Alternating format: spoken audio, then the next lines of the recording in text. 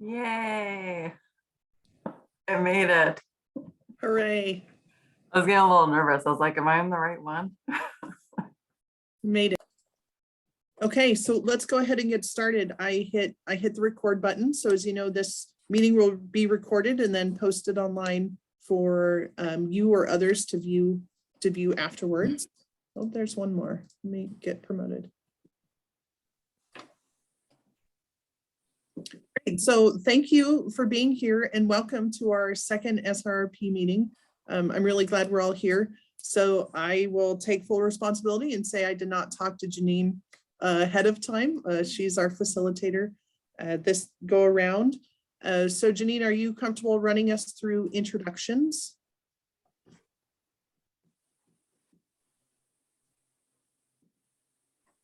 So I have too many buttons clicking at the same time. Absolutely. I was just trying to pull up the agenda. So I can share. I'm happy to share my screen. sure. But yeah, let's start with introductions today, and I'll start with myself and then hand it off to Gary Wildish, and then Gary, you pick the next person.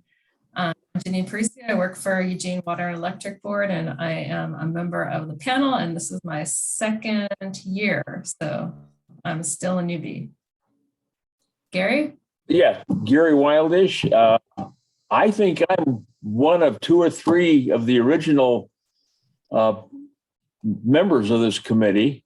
I don't know, with John Borowski and I think Sue Walling maybe, but I've been at it a long time. I'm retired, not doing much and whatnot. And I'll select Ollie, you're next. Okay, I'm Ollie Snowden. I'm retired, used to work for Lane County. Haven't been on the committee quite as long as Gary, but it seems like I've been on for a while. So let's see, how about Sue? You want to go next? Yeah, I'm Sue Walling. I'm also retired this year. I'm on the Active Transportation Committee. I've been on the panel for quite a while, but no, not from the get-go, Gary. I don't know. My computer won't show me everybody else. Alan, I know you're here somewhere.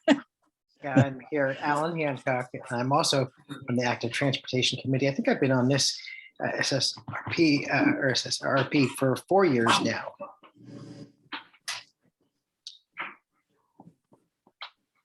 And I'll choose John.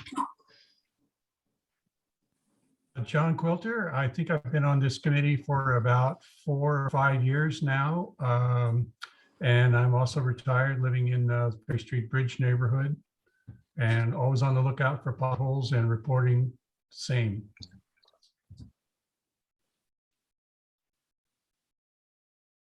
How about the other John?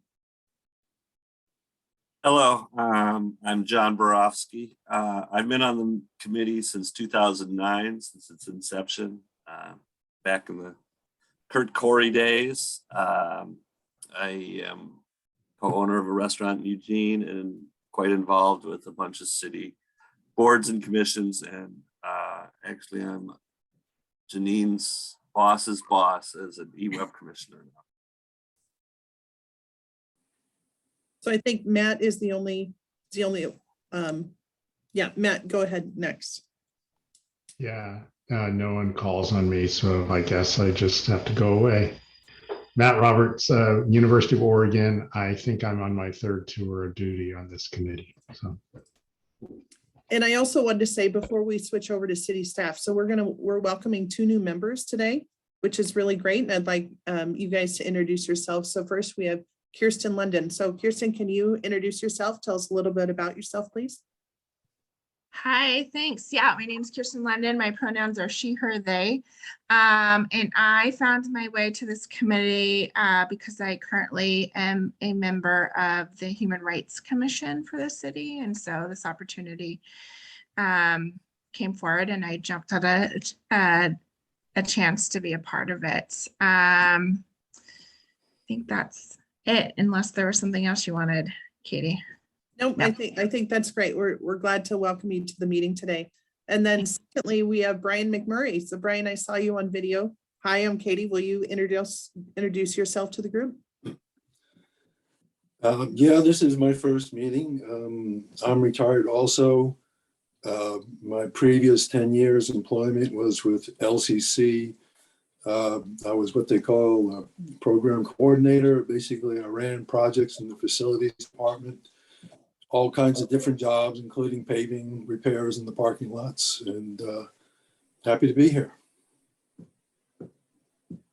Thanks for joining us. And I'll go first for staff members. My name's Katie Marwitz, Principal Engineer AIC with the City of Eugene. How about Rachel and then Jennifer?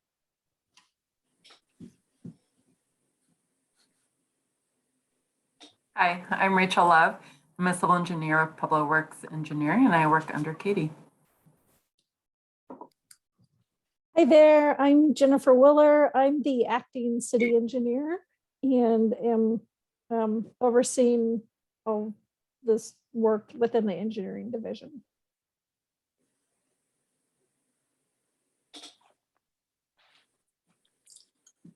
Janine, I think I jumped on top of you. I'm sorry in terms of running us through this. Let's go. Let's see. I know that Brian said he was going to be a few minutes late. I know that Scott and Eric are here. How about you guys go next? Hi, Scott Milovich, Division Manager, Public Works Maintenance. Eric Johnson, Public Works Maintenance, Surface Operations Manager. Then I think I saw Jamie joined us as well. Yeah, I'm here. Hi, I'm Jamie Garner. I am a Senior Financial Analyst in the Public Works Administration Division. Great. Let's see, I'm going to go back to participants for just a minute. Oh, Brian is joining us. And then just a minute, Jim is here as well. So let me get them promoted to panelists.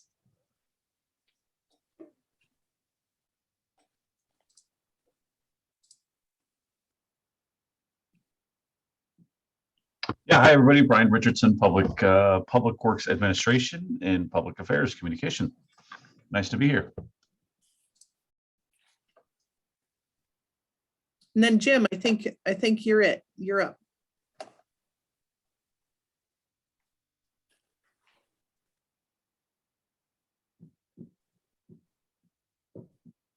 Maybe no, Jim. Okay. So John, do you have a question as we get started? Oh, I was just going to make a quick comment welcoming the new members. As a longtime tenured person on this, appreciate new blood and new eyes. And then for Rachel, just kind of heads up that everybody that's on this Zoom call that is in a higher position than yours, when I started was down in the window that you were in.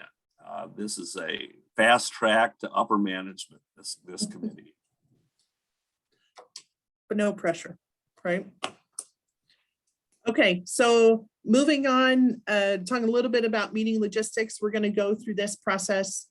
Remember, we'll do hands raised if we want to make a comment. We know it's a little bit harder here in this online format. Janine's going to keep an eye out for the raised hands and kind of keep track and keep order as people want to make comments as we go through. So the agenda today, we're going to talk about the engineering report. The change from what you probably expect from our other previous second meetings is that payment management report data and that backlog number is not available yet. So that will move to our February 1st meeting. So today we'll do the engineering report. Then we'll start talking about the cover letter, the memo to the city manager today. So typically in years past, we don't always have enough time to get to that memo at the end. You know, it's kind of like we rush and we talk about the memo and then we do it over email. Whereas today I expect that we'll have a little bit of time to actually dive into that. And then we'll of course have any questions, and anybody is free to ask questions throughout. So does anybody have comments or questions before we jump into the engineering report? I think I saw Jim's hand go up. I wanted to Jim, say hi. Hi, I'm Jim Mender. I think I've been on this committee. I think this is the 4th or 5th year. Kind of got Kurt Cordy invited me along, and I'm still left over from that era, I think. So, thank you. We're glad you're here, Jim. Yeah. Okay, so I am going to kick us off with the engineering report. And what we're going to do is I will talk through some of the beginning sections, and then Rachel is going to take over and talk about the individual project sections. So everybody should have was sent a copy of the report. It can also be found online on our webpage. And what we're going to do is I will go through some of the beginning items. A lot of these sections are similar or the same as in years past. And as in years past, I'm not going to read you every paragraph, but highlight some things as we go along. So some of the standard items we have is background, our key terms, and then information about how we do our project selection. So I do want to come down to complete streets here and just briefly say that yes, we're continuing our practice of leveraging other funds as we go through complete these projects so that we end up with more of a complete street when we're done with the project, and not just using bond funds. Continue that practice and continue to look for other ways to make improvements as we go. Katie, do you want to take questions as we go? Because I see Sue has her hand up. And that sounds great. Yes, I'm fine with that. Sue? Yeah, I actually read through this stuff this year, which I don't always have time to do, I'll admit. But assuming you're writing this for people who are not super familiar with engineering terms and stuff, I mean, like, for instance, when you say full depth reclamation, I gathered that is a type or it's a form of reconstruction, but they're listed as separate, so it would be helpful to me if you identify this is a lower impact form of reconstruction or something like that, just to know, okay, make the terms a little clearer. And kind of along the same lines, when we get into the individual projects, it isn't clear to me what is a repair and what is a reconstruct. I mean, in other words, if you say you're replacing 4 inches of pavement, is that a reconstruction, or is 8 inches of, I never know. And sure, since the report says that what we're trying to do is do more repair and less, so we don't have to do so much reconstruction, it would be helpful to identify on each project which this is. Sure. Okay. Thank you for the feedback. Let me make myself some notes. Speaking of feedback, we're getting some on this call. So if you're not speaking, you might want to put yourself on mute. Maybe Jim, can you mute yourself and see if that helps? Am I the only one hearing it? I'm not anymore, so thank you for muting if you're not speaking.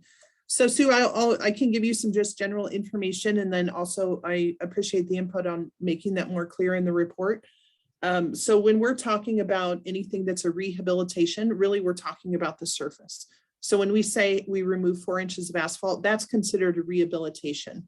A reconstruction is when we're taking all of the surface and the base material. So it would be like taking off the asphalt and then all of the rock beneath it. If we were taking all of that out and replacing the whole structure, which is the surface and the aggregate, that would be a reconstruction. Where rehabilitation, we're usually taking off part of the existing surface. So that could be, a 2 inches of asphalt or 4 inches of asphalt, and putting that back. Or sometimes we will take off all the asphalt, but leave the base in place.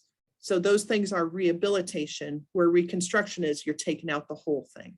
You're digging much deeper. Does that help a little bit? Yeah, it helps me. Okay. I just, it would be handy for someone else who was reading it who didn't have that explanation. Okay. Thank you. Yeah. Yeah, thanks for the feedback. Okay, so continuing on in the report, we touch on Vision Zero. And again, we are. So Katie, yes, sorry to interrupt, but Gary okay, had a question before you jumped into the next topic. Okay, go ahead, Gary. Sorry. Yeah, I think I really appreciate Sue's comment, because we've got 2 brand new members on here, and some of the members haven't been there that long. Having been there since the inception, it might be for people to understand your comments earlier on the doing different things. The bond measure on the streets covers curb to curb. It doesn't include any work, any storm sewer work. It doesn't doesn't include any sidewalk work. It doesn't include anything for the street portion. And so it's very definitive where that money, that bond money is used on streets. And that's why, as it turns out, 25% of the total costs that were incurred by the city on these projects, 25% of that was not bond funds. It was funds from other places, either tax, gas tax or something like that. But the city's been very, very good on being cost effective in doing more than just the roads at the same time, because the project management costs are the same, whether you do it all or only part of it. So I just wanted to help the people that haven't got the background to understand the bond measure itself and how the money's spent. So I hope that's helpful. Thank you, Gary. John.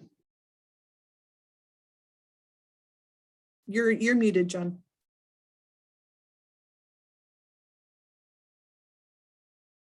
You're still muted.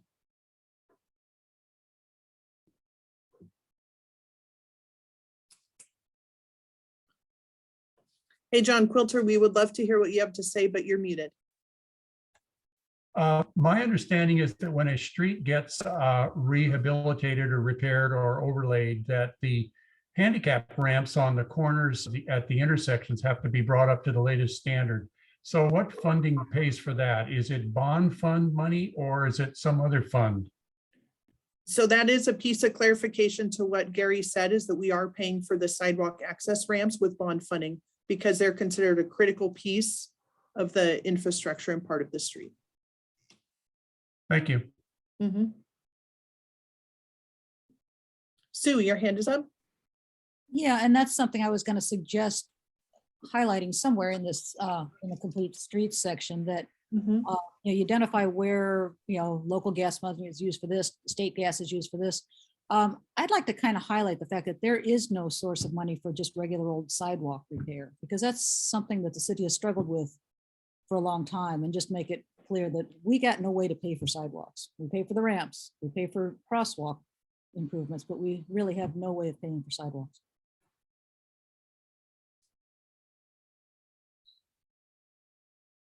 Okay, thanks for that. Thanks for that input. Is there, I can only see part of you on the screen. Janine, is there any more hands up for now?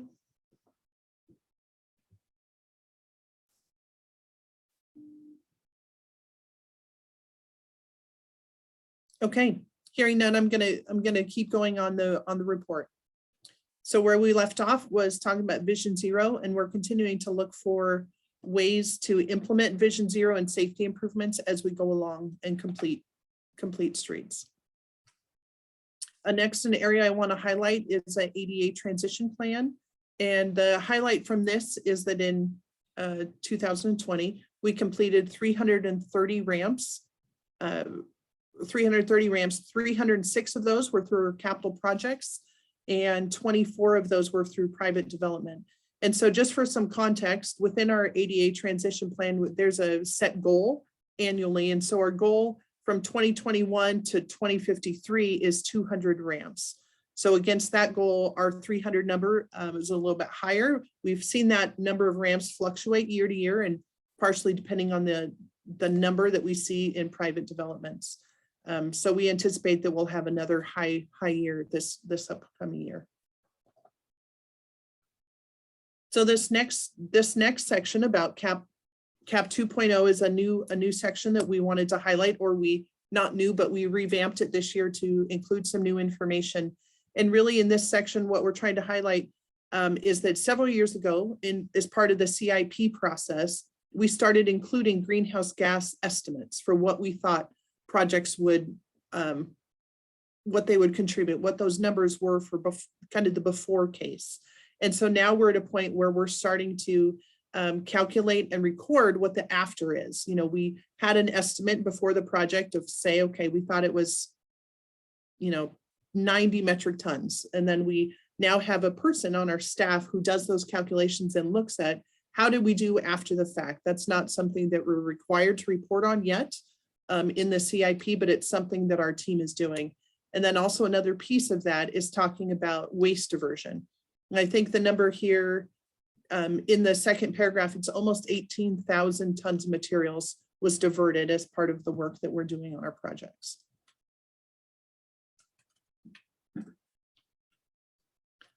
So getting into a little bit about funding and forecast, there's 3 projects here highlighted that were holdovers from last year. 8th Avenue is one that we've talked about before, which is a large scale federally funded project that's being coordinated with the town square work that Rachel is managing and scheduled to be advertised for bid later this spring. The second is 4th and Mill. 4th and Mill project was originally scheduled for construction last year, but has had ongoing coordination with the riverfront development work and the development work that's happening there on 4th Avenue. But that project, 4th and Mill, has now actually been, it's been out to bid and that contract has been awarded. So it will start very shortly. And then the third there, the third bullet is 17th, 19th and Mill. And it's a project that we did advertise last year, late in the year. We only received 1 bid for it and the bid was quite high, more than reasonable. And so we rebid that this fall. And so that contract has been awarded as well. And they will begin work in this spring. And so Rachel's going to get into, the details of project by project, and then she can talk about the costs overall, what we're seeing from a program. But really the big picture is that we've seen costs go up substantially. And so that really is reflected in our overall, our program budget and how that affects our bond budget for the year. So Rachel, do you want me to stop sharing my screen and you can share? It doesn't matter if it's easier for you to scroll through. I guess it depends if you don't mind scrolling for me. Oh, that's just fine. I'm happy to. Okay. Yeah, so I guess to start off with, we'll just show this is a picture of completed paving on Terry Street between Royal and Roosevelt, which happens to be the first cluster of streets I'm going to talk about.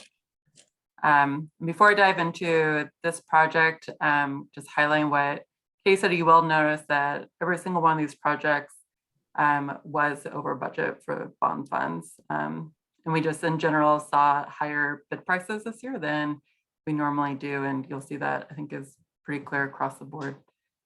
So to start off with, this cluster of streets is in West Eugene. This project included Aerosmith Street from West 11th to Terry Street, Bailey Hill Road from 5th Avenue to 11th Avenue, and Roosevelt Boulevard between Beltline Road and approximately 800 feet east, and Terry Street from Royal Avenue to Roosevelt Boulevard. So each of these streets had a different pavement treatment. So starting with Aerosmith Street, we rehabilitated the street by removing the top 2 inches. There was existing 4, and then we paid back 4 inches. So we essentially did a 2-inch overlay. We did have a significant portion of the street that required excavating an additional depth. So we had to remove the surface down to a depth of 24 inches and just replaced with more rock base and then 6 inches of pavement. So overall, the street had 6 inches of pavement. It was just due to poor subgrade. Aerosmith and Bailey Hill are next to wetland areas. And so we tend to see pretty poor subgrade when we start having construction equipment out there. And then Bailey Hill Road had 2 different sections. So between 5th and 7th Avenue, we rehabilitated the street by removing all of the pavement surfacing down to the existing rock base. And then we were able to recondition the existing rock. So we regraded it and recompacted it and then paved back 9 inches of pavement, or 8 inches, sorry. And then between 7th and 11th Avenue, Bailey Hill is pretty wide in this area. And so we did a couple of different treatments in an effort to try to save some bond costs. And we got a little creative. So on the northbound travel lane, from 11th to 7th, we did the same treatment that we did between 5th and 7th, where we removed 9 inches of the pavement surfacing, and then we recompacted and regraded the existing rock base, and then we paved back 9 inches of pavement. Now the southbound lane, center lane, and parking lanes, which is only on the west side, we rehabilitated by just removing the top 1 to 3 inches of existing pavement and then replaced with 2 to 4.5 inches. So again, we did overall like a 2-inch overlay, and that was just an effort to not get into the base if we didn't have to. And we also did a smaller section of pavement removal in the parking lanes and center lane. And this street, the center lane, we had long sections where there are no driveways or turning movements. So we're able to do like a smaller rehabilitation. We also built 2 tree medians in areas where we had long areas with no turning movement. So we were able to save on asphalt costs in those areas. And we also use that as an opportunity to plant street trees to work towards our city goal of tree canopy. And that actually ended up being a win-win situation because we normally work with urban forestry. We've been using local gas tax funds to pay for a certain number of trees every year. And because we spent money to like, that helped us to save on pavement costs, it also helped the city. So they actually paid for those trees in-house. So we didn't have to use any local gas tax. So that was kind of a cool situation that worked out well. And then Roosevelt Boulevard, that street was reconstructed. It had an existing pavement surface of 7 inches and then 11 inches of a cement treated base. So instead of a rock base, has cement worked into it. And so we removed all of the pavement surface and the cement treated base and replaced it with the same treatment. Again, this is an area that has poor subgrade that we were aware of. And so that's why sometimes we use the cement treated base. This street also has a center lane that really doesn't go anywhere. And so instead of using bond funds to do anything to the center lane, we use a slurry seal treatment for the center lane, which was paid for local gas tax. And then Terry Street was rehabilitated by just removing the top 3 inches and paving back 3 inches. So as you can see, this is a project where we saw exceptionally high bid prices. That's why you see such a difference of $700,000. There wasn't really that many changes that happened during construction that fed into that cost. You scroll down a little bit, Katie. Okay, so this project, as you can see on a lot of our projects, we utilize a number of other funding sources. And so this one, we use local gas tax for the slurry seal and also to help with the tree medians. And then we also utilized active transportation bond funds on Bailey Hill Road. So we built a bike ramp at the corner of Bailey Hill and 7th Avenue. This is a location that we commonly see vehicles cross into the bike lane when making around that turn. And we see a lot of large trucks in this area. So we built a vertical separation. And we also added buffered bike lanes on between 7th and 11th. Again, this was just another way that we're trying to give the road a little bit of a diet and not have to rehabilitate so much pavement. And I see there's a couple questions. I'll start with, I guess, Janine. Well, I was gonna defer to John.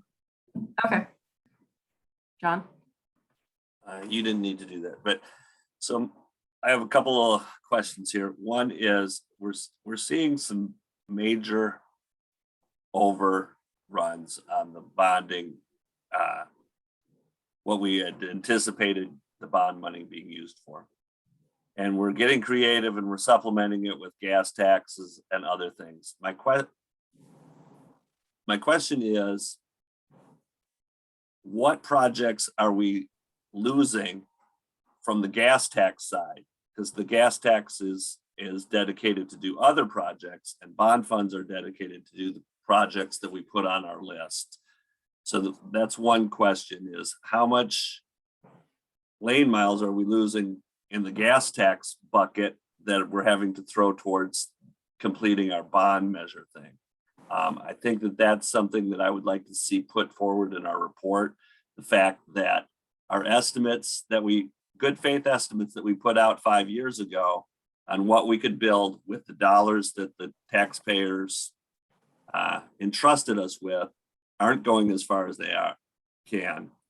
And we're having to supplement them with other sources of fundings. And that is causing other projects to not be funded. I think that that's an important point that I would like to see made to the city council, so that they know that, yes, we're going to complete all of the bond fund roads that we said we would, but some other things aren't going to be built because of the new cost of construction.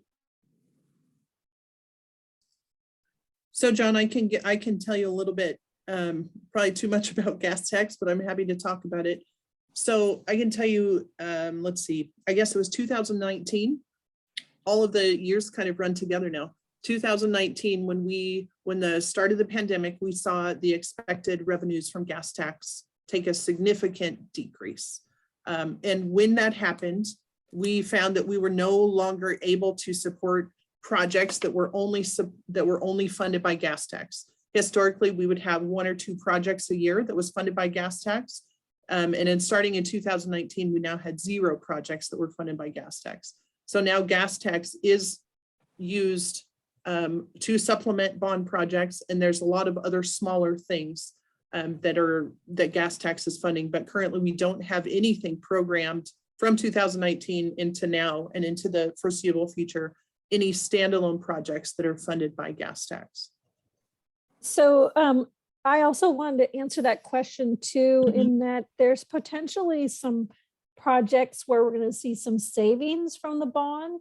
And one example off the top of my head is that we were recently notified that we're going to get what's a federal raise grant for the Franklin Boulevard project.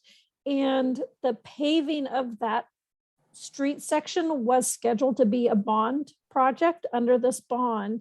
But I don't think that money will need to be used to that same amount because the grant is going to pay for most of that. Our overall match for that grant is less than the bond amount that we had budgeted for that project. And Katie, when you say gas tax, are you talking local gas tax or state and local gas tax? Local only.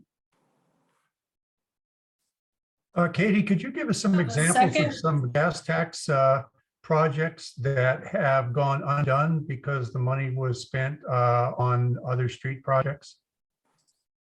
Can you say that again, John? I'm sorry, I didn't quite hear you. Could you give us any examples of specific projects where gas tax money would have been used to complete those projects and is now not being used for that and is going to other street projects? Okay, just as going back to a point of clarification though, we stopped currently programming individual streets when the revenue for the gas tax decreased significantly. But we did have a couple of local street clusters on the list. For example, we had a project scheduled for Grant, Hayes, and Pierce, which are off just west of Chambers, south of 18th, is a project that we will need to look to reprogram in a future year with other funding that we were not able to complete when the gas tax revenue declined. And how much has the gas tax money actually declined in the last year or two? That's a great question. I think I think the projected in 2019, I think we went down from 3.3 to about 2.5 is what our planning number was.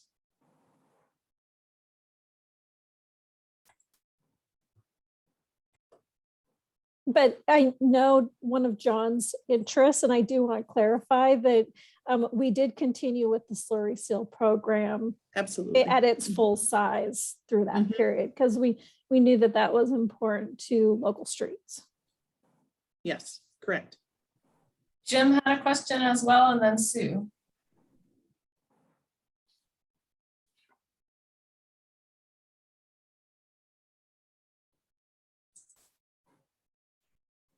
Maybe Sue should go. Looks like Jim, are you ready? There I go. I found Okay. There I go.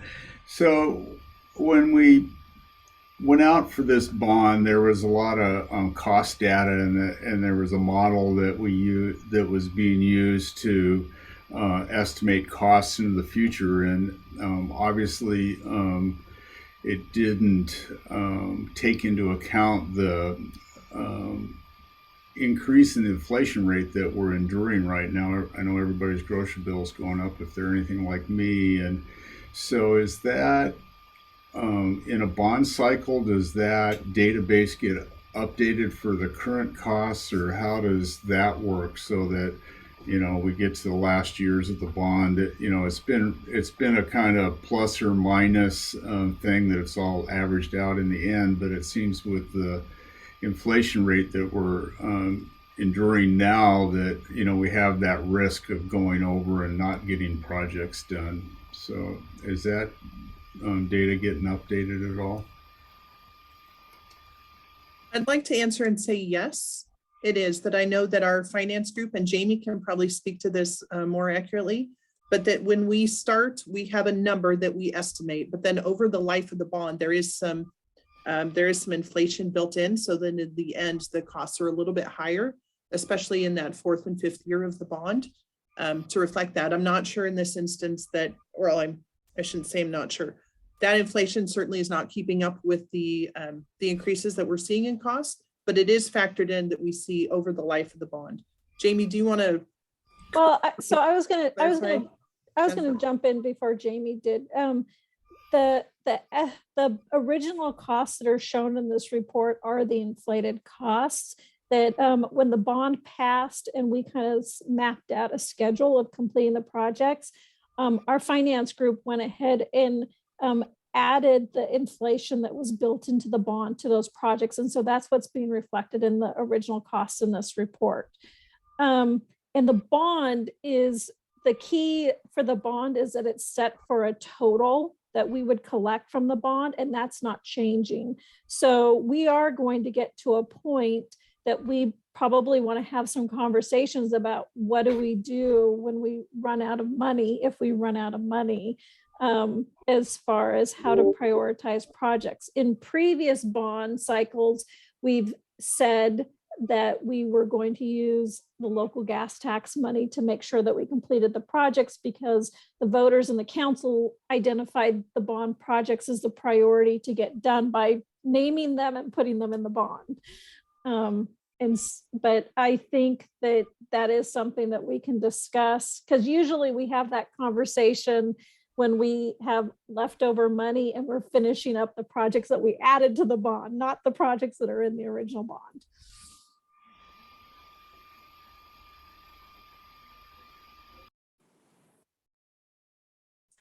I'll just chime in. Yeah, go ahead. Oh yeah, apologies, folks. I was just going to chime in and say, like some of the other new members on this committee, and this is Jamie Garner, by the way.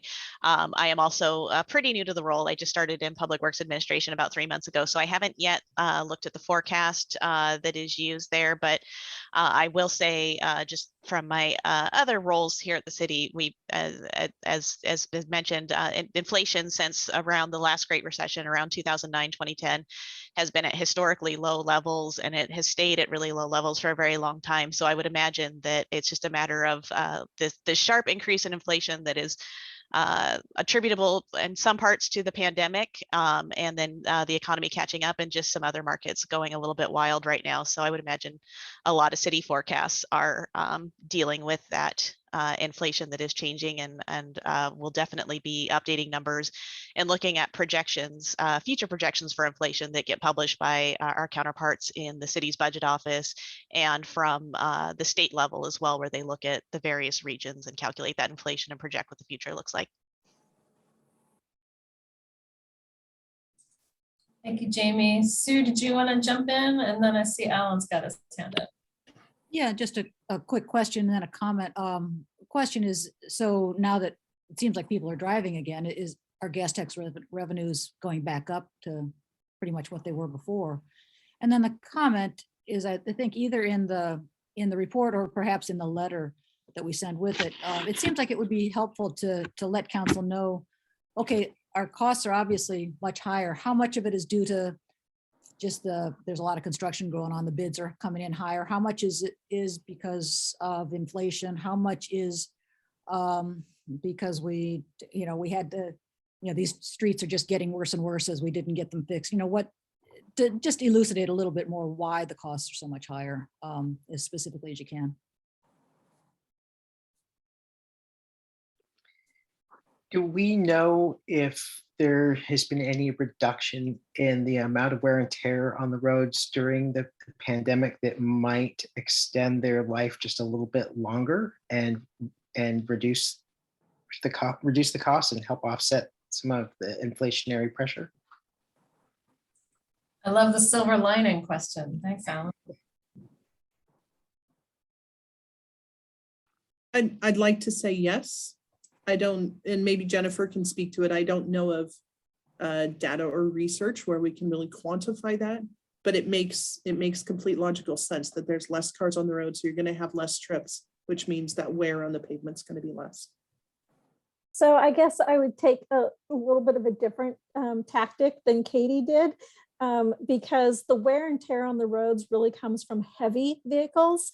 And I don't think that those have dropped off. So when you think about freight, delivery, garbage, transit, those type of things really haven't dropped off so much. And in fact, I think the way things are going, we're probably relying on those a lot right now, although they have their own pandemic issues too. But those are where we really get the wear and tear on the roads. And so I don't know that we're necessarily seeing a drop off on the wear and tear, but it has potentially given us some more opportunities to do some things to our roads that we might not have had when there was a lot more traffic on them, for example.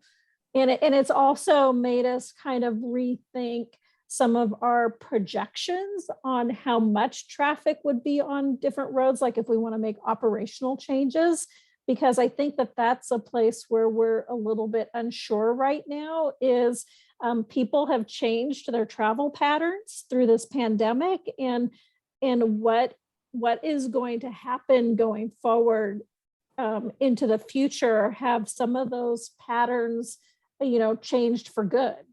And are we going to be able to maybe rethink some of the operational things we do around signals and stuff like that, because those patterns have changed for the long term? Thanks for the more nuanced response. Just a little bit of a follow-up there. Is there any way that the city captures the costs of the additional burden on the streets from users of heavy vehicles?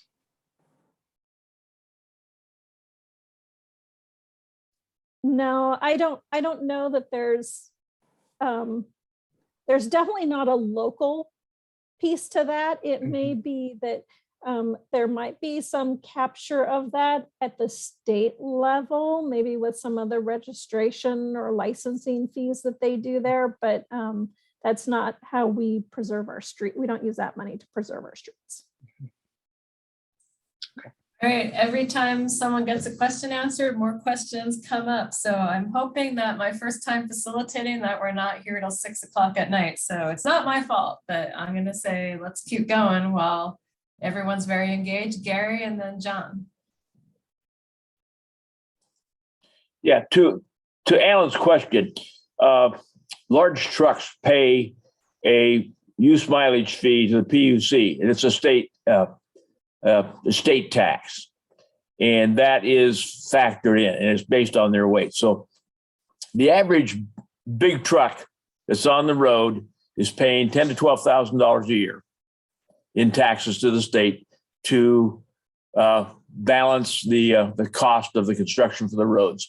And that's a study that's been done by the state for many, many years, comparing cars and the heavy vehicles and the damage they take. So I think that is taken into consideration on the state level only.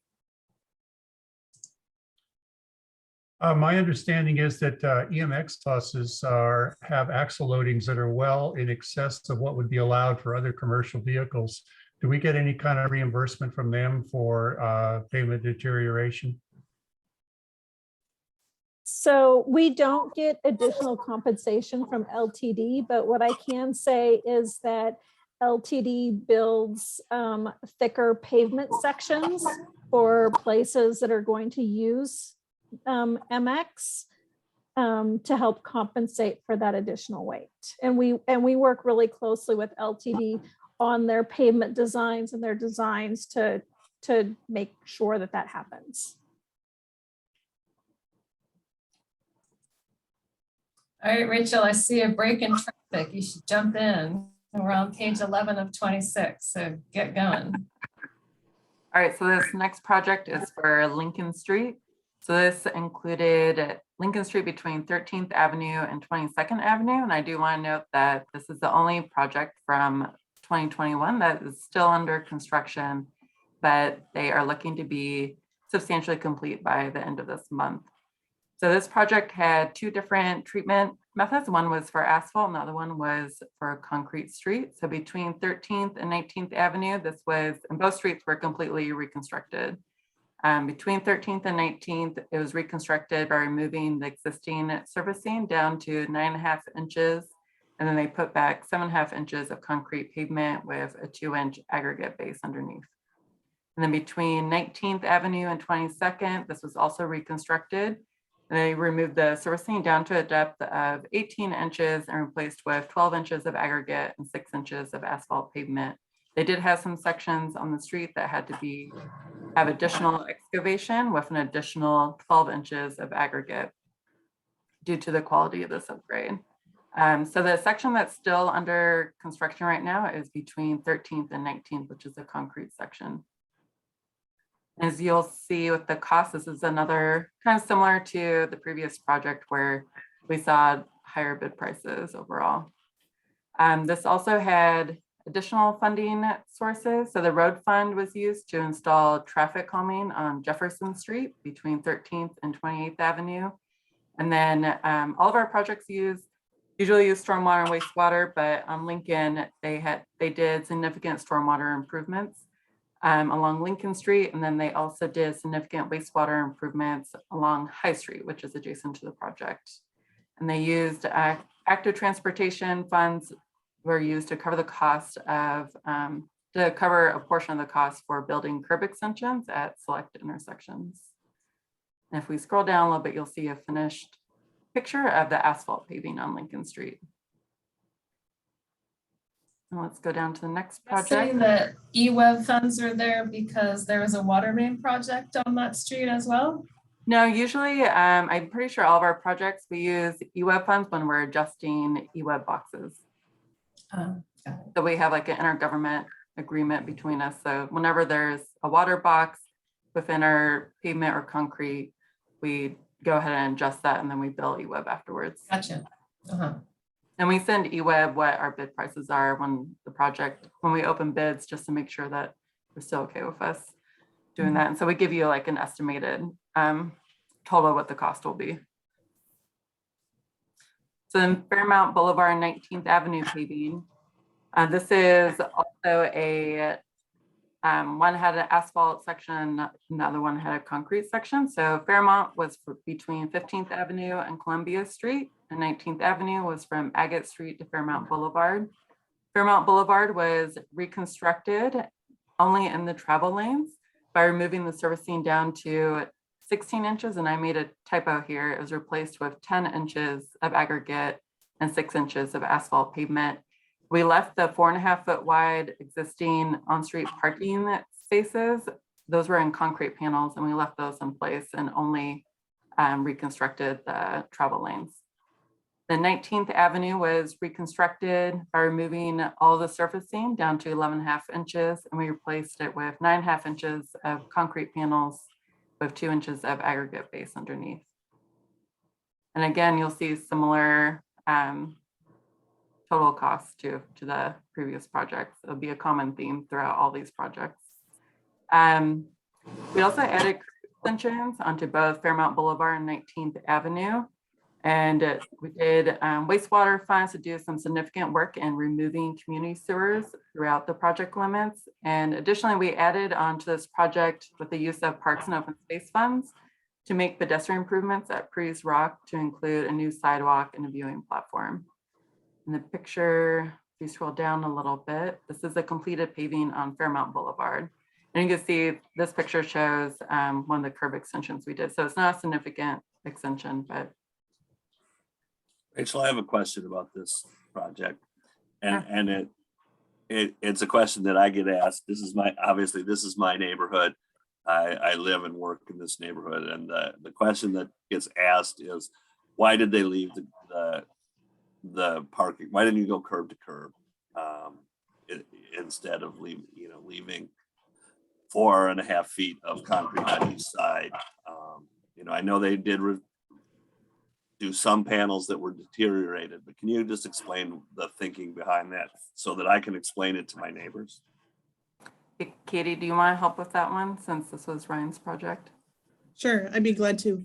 And really, John, it was when we evaluated the concrete out there, they said that these are still in a condition that's still serviceable. And so it didn't make sense financially and for the wear of the street to reconstruct areas outside of what was needed. So in areas where it wasn't needed in that parking lane, that's where we're not seeing a lot of traffic. We're not seeing buses. We're not seeing a whole lot of deliveries. So those panels still have life. So we made the decision to leave those so they still have more service life. Cost is less.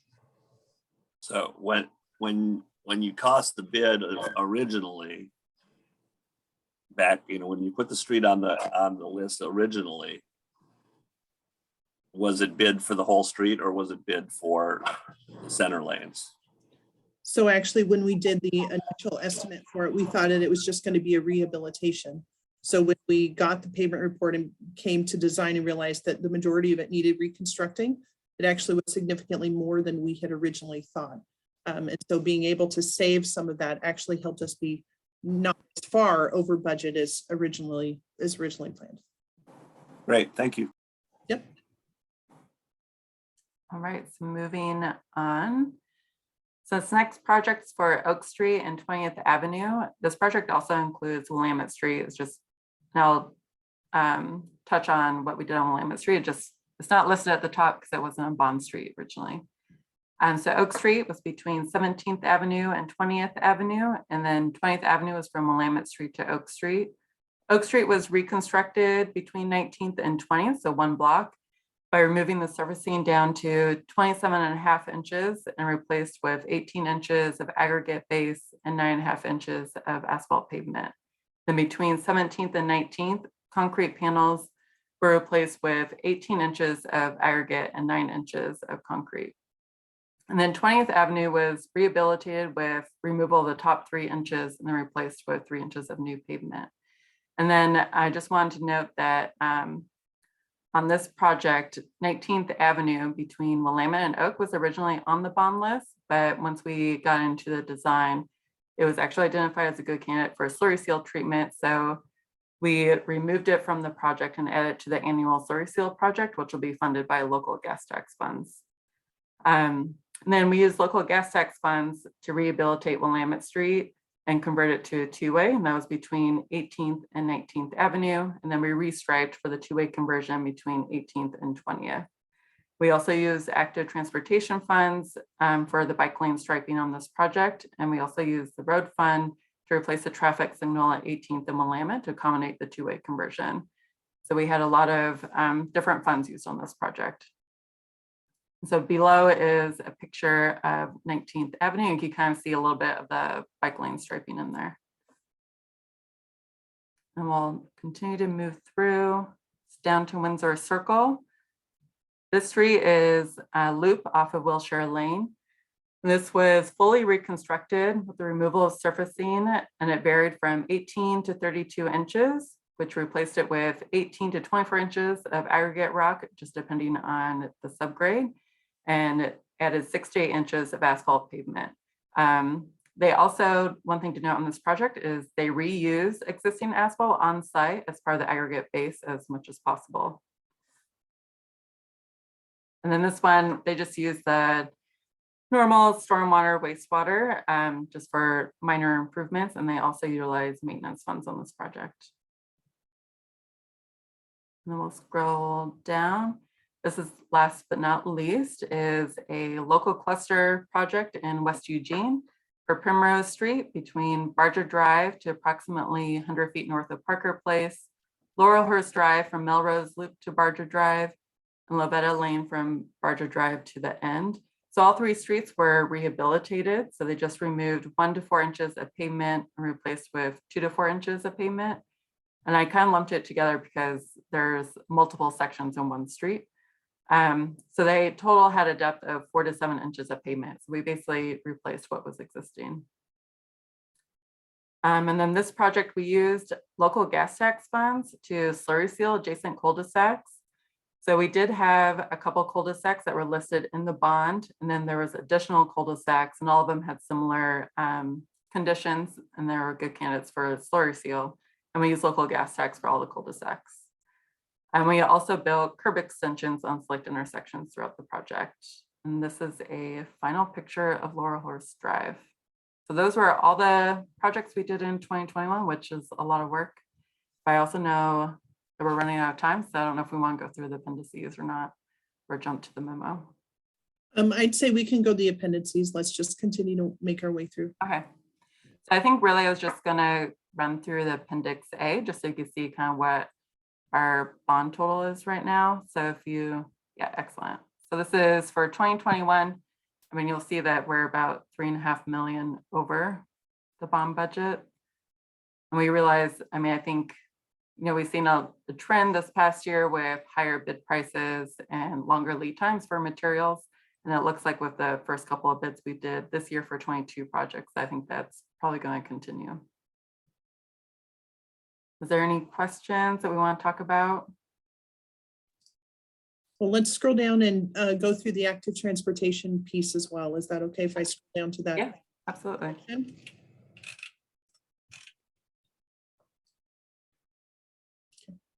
There you go. Let's see, so for 2021, I'll just highlight some of the projects that we have funding for. One was the South Bank Shared Use Path Project. We use the active bonds as a match to the federal grant that we received. And then you'll see the downtown Riverfront Park. This was actually, we talked about this last year. I think the funding actually came from this year. And then West Bank Path Lighting and Resurfacing. This was another path project that was early in the year. And then Northeast Livable was another, I think this was a state grant or was a federal grant converted to state funds. And so we also used the active funds as a local match. And then we had a Safe Routes to School project that was actually from 2020, but it finished in 2021. And so we used some of the active transportation funds to help out with construction costs at the end. Are there any questions about any of those that we want to talk about? And there's also, we still have a memo about the active transportation bond projects in Appendix C. We did remove, just one change from like last year's report, we did remove Appendix E, which is just like an updated bond list. We removed it because normally we also put in there what gas tax projects are upcoming, but as we talked about earlier, we have removed those. And so Appendix A will still give you an updated list for the bond projects for the last couple of years. Rachel, I have a question, and it's just because I'm not as familiar with these reports as I should be probably, but on the active transportation, do we track somewhere like the number of like lane miles that have been improved as part of these projects versus just the dollar figures? So and Katie might know more information, but I think like the active transportation is mainly just for improving bicycle and pedestrian facilities. Right. Yeah, So is there a way to calculate distance or show distance just in terms of another way to quantify the progress? Because it's hard, like just to see a bunch of dollar figures doesn't really give you like all the way that you might consider the value addition, right? Anyway. I think that part of it's a challenge, Janina. I'm interested in looking at other ways to report that because some of them are spot repairs. So it's like, we made an improvement in this piece, right? You know, at this end, we made improvements. Whereas this last year we had 2 examples of long length also, like hey, the West Bank path, which was, you know, X feet long. And then we used it as match on the South Bank, which was X feet long. But really those are not the usual, or they're not the whole case, right? A lot of it is a spot repair or a, hey, we added a ramp like at Bailey Hill and 7th talked about. So I'm not sure how we mix those, but yeah, it's great input. John Borowski and Gary are in the queue. John, you want to go ahead? Yeah, if you can go down to appendix, the page, let me look at, what am I looking at here? the total 5-year bond project list. So in the totals, it says that we're basically short $1.1 million. This is page 19. So we're projected to be $1.9 million short over the life of the bond. But yet in 2021, we were short $3.5 million. So I'm thinking that 2022, 2023, and 2024, we're going to see numbers that are similar to 2021. And so I don't feel that that's a realistic number that we're putting forward to the council. I think that we need to start flagging to them that the bond is not going to be able to, the bond alone is not going to be able to complete the project list that we have with the funding that's there. I just see that happening. You know, if it was 1.1 million, yeah, I can see we can find $1.1 million through under other funding sources, but we're gonna have to get really creative if we have a $3.5 million difference on the rest of our project. So I just want to make sure that we start getting this into our report that goes to the council so that they're not, one, when we get ready to try and go out for another bond and people say, well, wait, you were going to build my street and it didn't get built. And we just need to start laying this groundwork and figure out what we're going to do.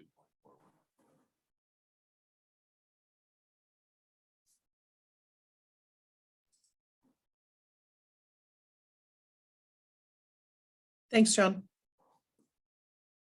Gary, were you next? Yeah. Okay. Rachel, on your report, we talked about the fact that we had budgeted 9.6 million and it cost 13 million or 12 and a half, whatever. What percentage of that total cost was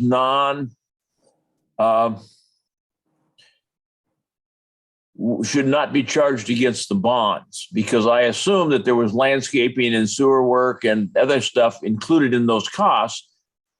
And I was thinking that I figured that out, but I don't think I did. I think I've made an error in my judgment. Do you have any idea how much funds were used on things other than what the bond measure specifically outlined on the streets? Oh, that's a good question. I don't off the top of my head just because it's project specific, but I mean, I think we could definitely probably figure out an overall percentage of all the projects in 2021, how much was spent from other work besides the bond work. Because my reason is that I don't think you were that far. You weren't $3 million off on the bond funds. And so I think you need to, you guys deserve credit for using your creativity and imagination to include other things other than, quote, street repairs in those projects. And I think you really need to have that figure so you can take credit for it. So, but this table here, these are just bond. Yeah. So the 3.5 million is just bond expenditures and not the complete project costs. That's correct. Or it should be. I'm going through and checking, and we'll need to go through and double check the numbers are shown are the pavement cost and not the project overall cost. Because the one so you're suggesting that on your individual projects, the costs that you show there aren't the project costs, they're just the bond fund costs? So on the earlier pages, we have it broken up. I'm only showing the overage in the bond. So at the top, you'll see the total project cost from all funding was 1.1, but in that where it just shows like the calculation, that 1.102, that is specifically bond funds. Yeah, but that cost, that total cost of 1.179 doesn't include other things than just bond. No, that does include other funding, but the difference that we show is only for bond funds. So we only are reporting in Appendix A is only for the bond funds and not other funds. Okay. Rachel, am I correct that this number, when you see my hand, this 1.1 is what we used of bond funds. Yeah. Here. This Right. was the original estimate. Here, this 629. So this difference is this cost minus our original. That's the difference that you're seeing. Yeah. We just So I showed guess- you the example of what was spent overall. Okay, and that just means what John's comments are more important. They're really on target. The other thing that the bond was for 51.8, is that correct, or 51.6? And the active transportation was 5 million of that, which leaves 46. What's the delta? The difference between the 4.6, the 4.6 and the 44 that you showed. Yeah, Gary, that's a really great question. We were actually just talking about that the other day in terms of our Appendix A. So unless Jennifer can speak to that more, I think that's just something we have to follow up and make sure that we're showing the numbers.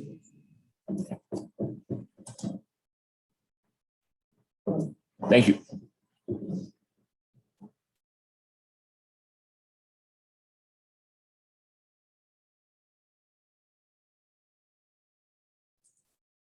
Were there any other questions on the report, or do we want to move to the memo at this point?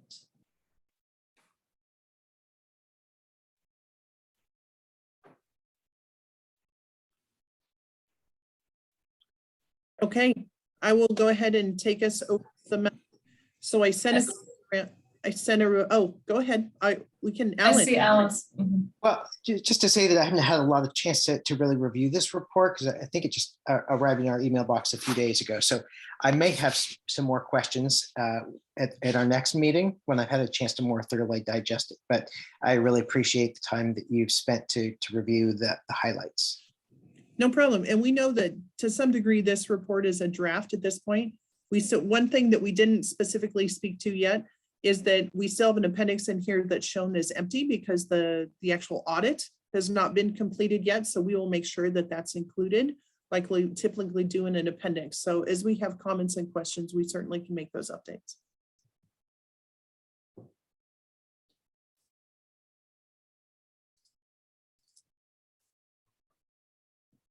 Okay, so this is a copy of the memo, and I also sent you a copy of this via email that we can talk about what that looks like, what areas we want to continue to include, what areas we want to add. I've made some notes of some things we've talked about throughout that we want to highlight.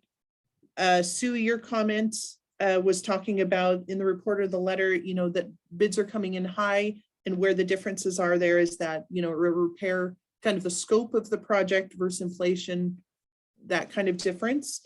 And then also the bigger picture that John and then Gary seconded about highlighting that we project that the bond funds will be exhausted prior to the end of the work itself.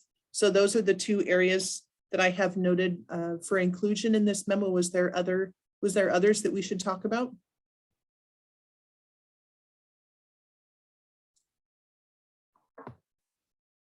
Go ahead, Sue.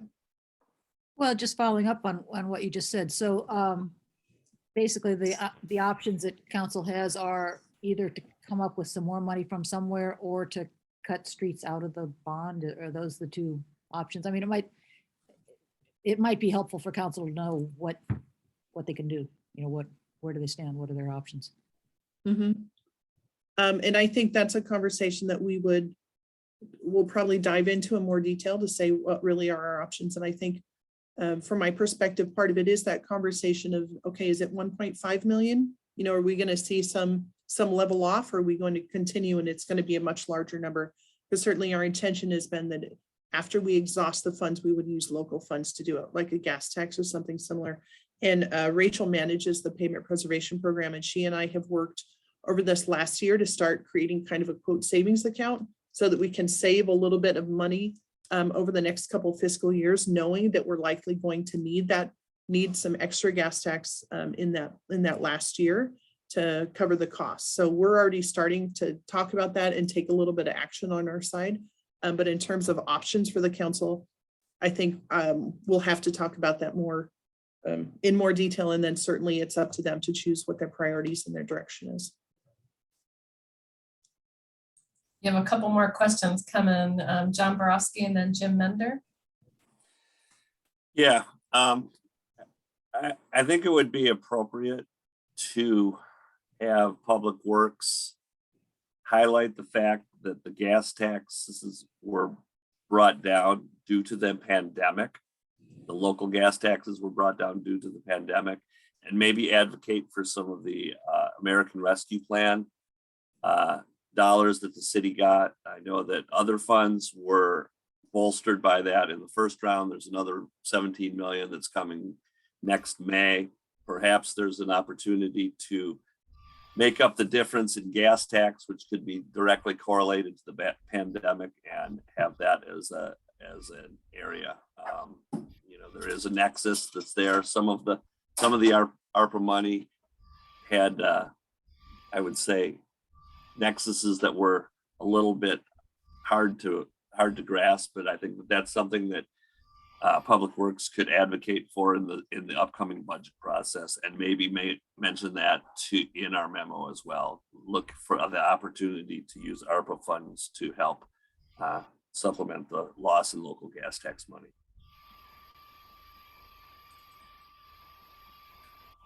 Jim and then Matt Roberts.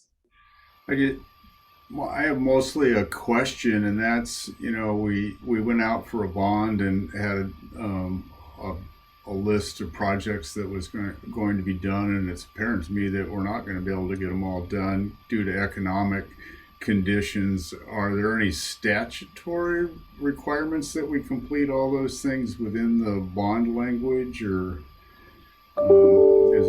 is there something that would force action by the council to supplement the funds to fulfill the promise of the bond? That's my question. Jennifer, maybe you can speak to that a little bit more on the legalese side of it. So the bond measure did not say that we have to complete all the streets and use local funds to complete them. That's just been a policy decision that we've chosen to commit to, just because, like I said earlier, that the voters in the council have identified these projects as a priority in our community and specifically named them. And so we've chosen to use that as a way to prioritize projects. Council does have the authority under the bond measure to change streets that are listed. And so we obviously have done that the last couple bonds by them adding more streets to the bond measure. We've not ever talked about reducing the size of the bond measure, but I'm not quite ready to go there yet, because like I said, I think that there are some other things that we've gotten, grant money for some projects that I think will reduce the costs. And I also think that there's projects coming up that the estimated repair technique that was originally went into the estimate is not necessarily reflective of what the condition has ended up being, this many years later. So we might have anticipated that the condition would continue to do something, or that we would have to use a particular technique to repair the street, that we might not have to be that intensive in the repair that we do here in the end. So I think that that's something that we can, I know it's something that we'll continue to look at and find ways to save money to still be able to do all of these projects. And we might have to supplement it with some local gas tax money, but I still am, I'm not quite there yet to say that we might need to reduce the bond. At least the projects that are in the bond. Matt and then Gary. Yeah. So my question was similar around Jim's. What are we committing? What did we commit to? I couldn't really remember the whether we were so specific. So that was a good answer, Jennifer. I do think that I'm not sure it's our place to tell them figure out how to do, we should bring it to their attention and let them figure out how to deal with it. So I don't know that we need to put solutions in the memo. I do worry that inflation is going to get worse and that these things are going to cost more. And I also wonder about supply chain issues as we move forward into the next year. So just thoughts on your end, just things for you to think about when we're estimating projects. Obviously, we've got to up the estimates and then it's going to reduce the amounts, but where they come up with it, I thought John's idea is a great idea, but I think we should leave that to them to come up with. And I mean, there's plenty of uses for that money that's coming in for pandemic relief. I'm not sure roads are the best use of that at this point, but we do need to commit to the bond. So anyways, thank you guys. You did a great job again, putting all this together. So appreciate that time.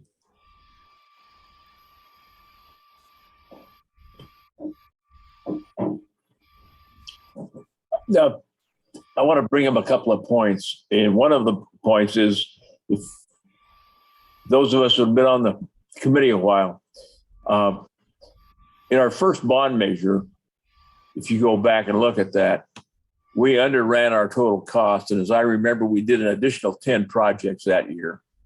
So that's something that we don't want to forget about. I'm not suggesting that that solves it. It's just that it's real. And the thing that we're doing is not very exacting. And there's a lot of risk taking both directions, plus and minus. The other thing I think that you need to understand, and I would encourage you to get a little bit more detail and a little better answers on why were your costs up? Because the pandemic has had a huge impact on a number of things. I know electrical wire has only tripled in the last year. I know that a lot of supplies in the construction industry, the lumber went out of sight. It's back down now, but for those people that bought it during the time, they paid 3 times as much or 4 times as much for plywood as they would have normally. And there's another thing that's happened, and that is there's a gross receipts tax now, guys. And that gross receipts tax doesn't sound like very much, except that when the oil company sells it to the guy, the distributor in Portland, he pays a sales tax on it. When the distributor pays it, sells it to the supplier or the contractor, he pays that same tax. And then the city gets charged that same tax. So I think that there's some things there that are contributing, and it might be worthwhile to maybe get some candid replies from some of your suppliers of why you're seeing a 10, looks to me like you're 10 to 15% increase in cost. And it seems like instead of being kind of gray on it, being able to be a little bit more specific, because I really feel that they have had some significant cost increase, which have precipitated the issue that we have this year. Thank you.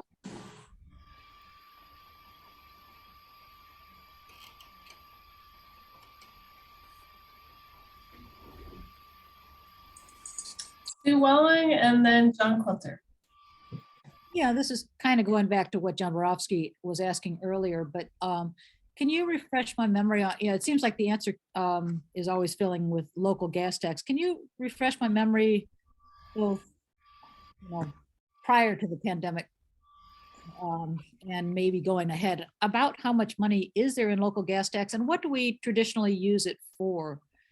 Because we presumably would not be able to use it for those things.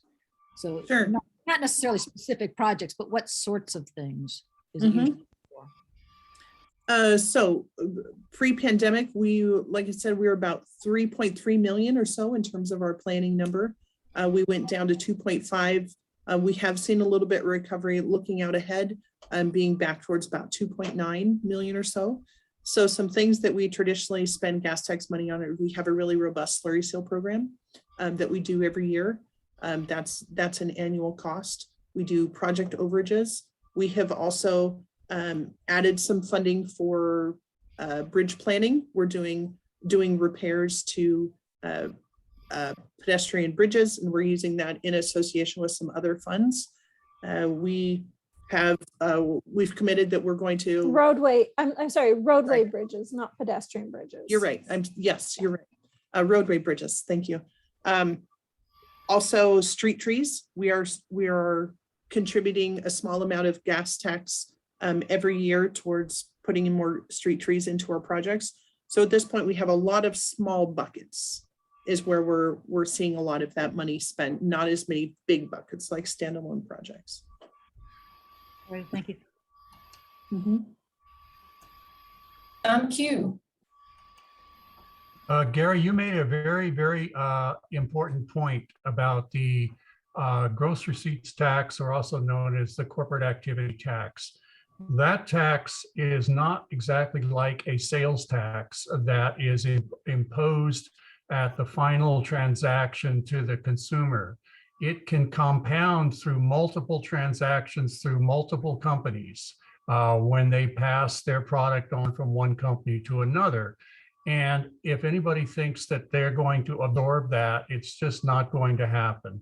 That tax is going to be passed on to the ultimate consumer.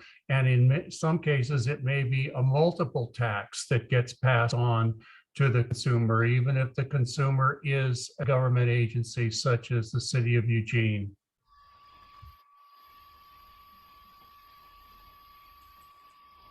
Thanks for that, John. Katie, I'm seeing we have about 5 minutes left. Help us wrap up here. What? That sounds great. Yeah, trying to be respectful of everybody's time. I'm going to go back to sharing our agenda for the day. So we've had a lot of questions and discussions, which is really great. I think probably what we'll do prior to the next meeting is that we'll continue to receive questions and input on that memo and keep them coming. And Alan, if you have questions on the report, send it our way, and we will try to finalize that memo during the next meeting when we are presenting also that backlog number and also talk about the auditor's report. Our next meeting, as you see there on the screen, is Tuesday, February 1st. It'll be in the same time slot on that Tuesday. Does anybody have any questions or comments as we wrap up today? Happy New Year. John. You're muted, John. I did see you had a tentative scheduled meeting for the 22nd of February.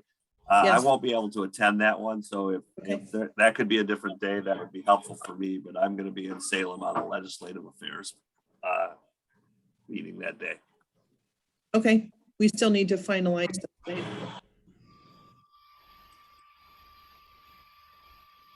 Jim. I take the opportunity to say I'm in the same boat as John on that 22nd meeting myself. Okay.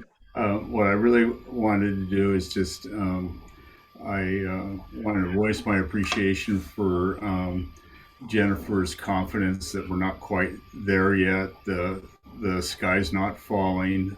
There's some potential, you know, I've learned over time to have confidence in your creativity to make this stuff happen, and to the idea that you're looking at, oh yeah, there's this other money that